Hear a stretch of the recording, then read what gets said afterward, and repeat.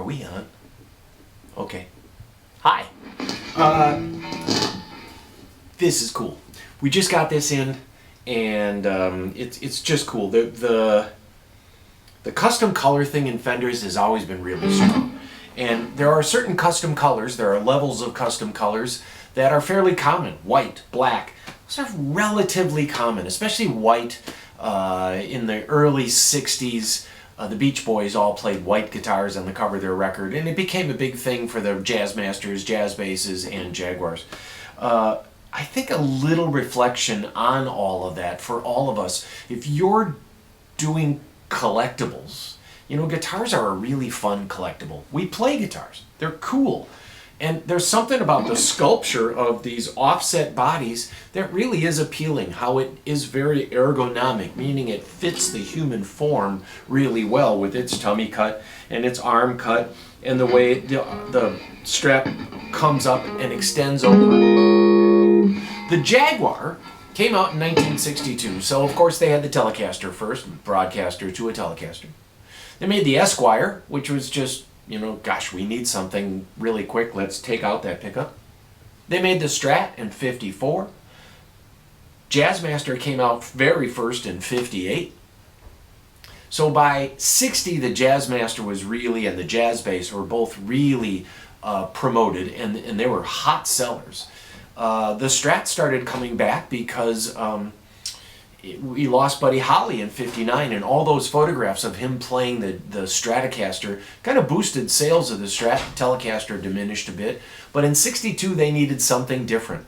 And Fender scale lengths are 25.5 inch. And then, of course, you guys mostly know this, but the scale length is the distance, the working distance of the string between the bridge and the nut. That is the scale length. Gibson had a 24.75 scale length. Fender had 25.5, so about a 1/4 inch in scale length, about the distance of a man's finger, roughly. But these were 24 inch. And so where, again, Fender is kind of answering Gibson's shorter scale length with making an even shorter scale length. But I'll say this. Gibson's #1 selling guitar, or their most expensive guitar, was the Birdland. In the catalog, there was the Super 400. They didn't sell very many of those. It was so big. But the Birdland was a carved top L5 with a short scale. And the Birdland's even shorter scale than this. The Birdland was a kind of a big thing. So Fender decided to do a top of the line, just like Gibson, short scale model called the Jaguar. And when you opened up a catalog in 1962, this was the first thing you saw. This is what they were proud of. And there's all these things on here. Electronically, Fender was always light years ahead of Gibson. Gibson was pretty stoic. They carved wood. They were kind of violin makers. And these guys were really more electric guitars. And Gibson was kind of pushed into the electric guitar market. Fender was always Fender electric instruments. And Fender always offered for 10% extra, it was custom color. You could get anything you wanted. Between 55, Fender, and 62, colors were rather random. They had names for them. Candy Apple Red came out in 1960, but they would pretty much paint anything you wanted. In 62, that's when we very first saw Fender's custom color chart, where you had just a group of colors. I think there's like 15 colors in there. And the common colors are red, are candy red, black, white. Those are considered custom colors, but common colors. The unusual colors are the pastels, like this. Your Fiesta Red, your Dakota Red, your Sonic Blue, your Seafoam Green, your Surf Green, which is just a lighter color, your Sonic Blue. Those are all in that rare color. There's a few things like Shell Pink, which are just off the charts rare. They just never made it. They didn't make very many, and a lot of guys stripped that paint off when these were cheap. The Jaguar is interesting. The pickup is different than a Strat is because it's a little deeper, so it gives you a little bigger bass.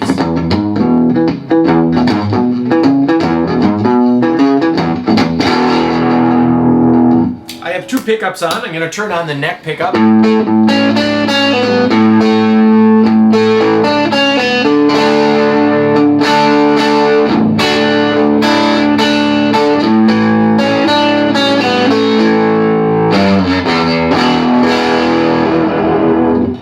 Now, just the bridge.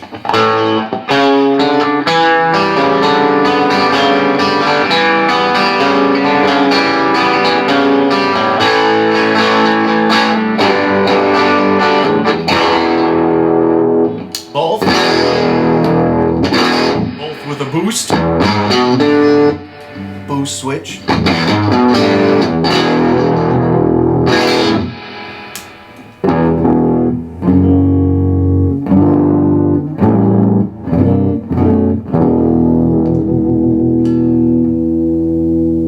You guys all know this. The Jaguar has these teeth that go around the pickup on the pickups, and that is there for shielding. It's there to make the guitar more professional, more quiet, less hum for these single coils. When you have two pickups on too, it is quiet.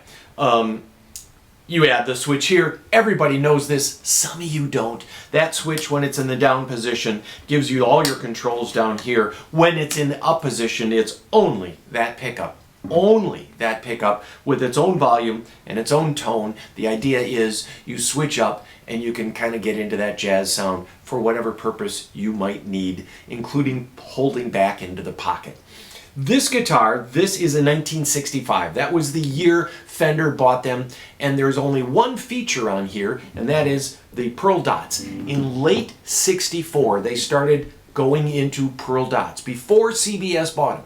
Late 64s can have clay dots or pearl dots. It's rather random. It was a big factory. They didn't throw anything away. Green guard. This guitar has a green guard. And by late 64, they also started adding just a different PVC plastic, polyvinyl chloride, instead of this nitrate plastic, which is greens. And so this is a real green guard. It started out life as white, and it turned green. And then this guitar has what's called an L plate. That is, the serial number starts with an L, and that is called an L plate. It does not have the big F stamped on the back. Traditionally, that F stamped on the back is post-CBS. And traditionally, when it doesn't have an F, but instead has the L for Leo Fender, L plate on the back, then traditionally that is pre-CBS. So does it have an L plate? Yes. Okay, that's pre-CBS. This neck date is 1965, March of 65. So it has this blend of features, but the green guard and the L plate are two of the three things that people want in their pre-CBS guitars. The pearl dots aren't that big a deal, but a clay dot instrument will get you more. And all of these pre-CBS features have always been more money. So in the world of Jaguars, this not only is a custom color, but it's a pastel, and it's in really clean shape. There's not a lot of buckle wear. It has not been played. It has the matching headstock. On Jaguars, they mostly always have the matching headstock, but sometimes no. But the Jaguars and Jazzmasters, they gave that treatment too because they're top of the line. It gave them another reason to ask that much money. In 1965, this guitar in custom color of your choice was $389. You could buy a Strat custom color of your choice for $275. $389 for the Jaguar. For all these features that seem kind of dumb to us now, the shielding plates to keep quiet, the teeth in the pickup to keep quiet, the matching headstock, that all gave this deluxe short scale instrument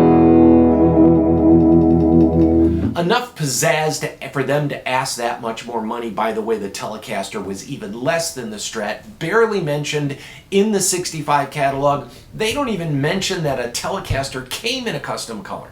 They're just like, yeah, that's an old Tele. Now, double bound, the Tele Custom's different, but a Tele was like $205, $210. And they don't mention a custom color. It was an option, but they didn't really push it. They were pushing these. So again, Jaguar, #1 guitar, most expensive guitar in the catalog. This is a 65. It is a post-CBS, technically with pre-CBS features. That makes this cool. It's clean. That makes this cool. It is a rare color, and that makes this cooler. So here we are, Fiesta Red. Fiesta Red was a T-Bird color. It was a Ford color. Fender got all their colors from the automobile industry, who are way ahead and competing with each other in paint, and they would just go down and get a paint just like a I think it's 56 was the first year for Fiesta, and it was a color that Ford had put on their T-Bird when it first came out, and it was just like a mind-blowing color. Fiesta, of course, is Fiesta Ware, and those of you that have ever seen that in an antique store, Fiesta Ware was a dishes, plates, cups, and you could get it in several colors, several hues. Fiesta Red was one of them, and it's really a cool color. This is also sometimes called salmon pink. Growing up, you would say, is it salmon pink? And you can see why. That looks like salmon. And it's also the color that comes in a lot of variety. It's always seems to be just slightly different. One thing before we go, we have this coming in too, and I'm going to do a video on this soon. This is a 1966 Firebird 1. So it's a non-reverse body. This came out a little bit later, and this is in a very rare color of cardinal red. Fender pushed their colors much more than Gibson did, but Gibson did do custom colors. Finding a custom color Gibson is a much harder thing than Fender, and that's why they go for more money. This, my friends, is a cool butt guitar. There's the phone's ringing. I gotta go. But for you,